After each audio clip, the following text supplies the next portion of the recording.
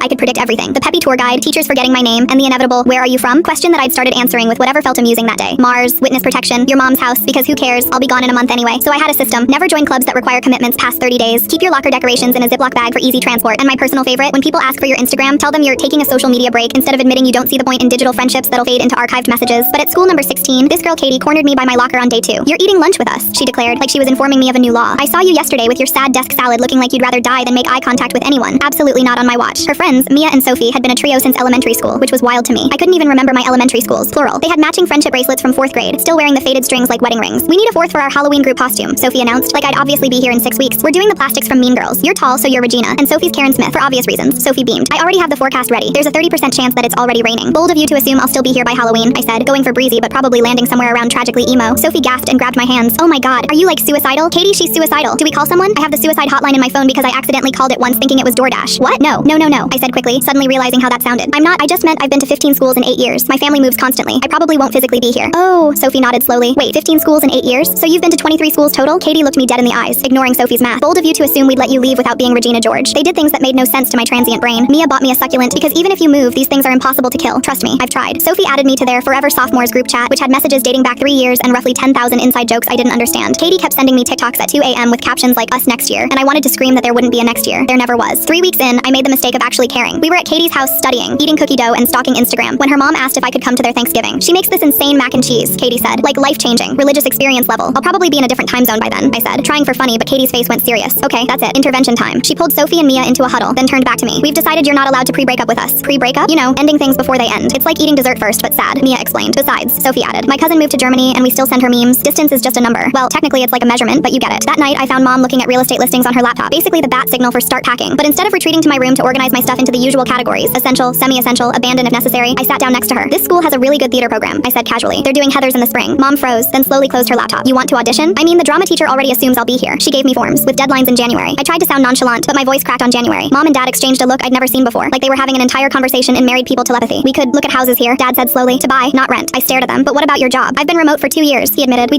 thought you liked exploring. Exploring? I cried. I thought you guys were commitment-phobic nomads having a midlife crisis. Turns out my parents had been moving every time they saw me shut down, thinking a fresh start would help. Meanwhile, I'd been shutting down because I knew we'd move. We were literally a self-fulfilling prophecy of unnecessary relocation trauma. Katie's response when I told her we were staying was to immediately make me help plan our senior year beach trip. That's 2 years away, I protested. Exactly, she said. We need time to make a killer playlist. Last week, I did something revolutionary. I put up posters with actual tape, not removable strips. Mom cried. Dad took pictures. Yesterday, when the guidance counselor asked how I was settling in, I said, plot twist, I'm actually settling. She laughed. Not a plot twist. More like character development.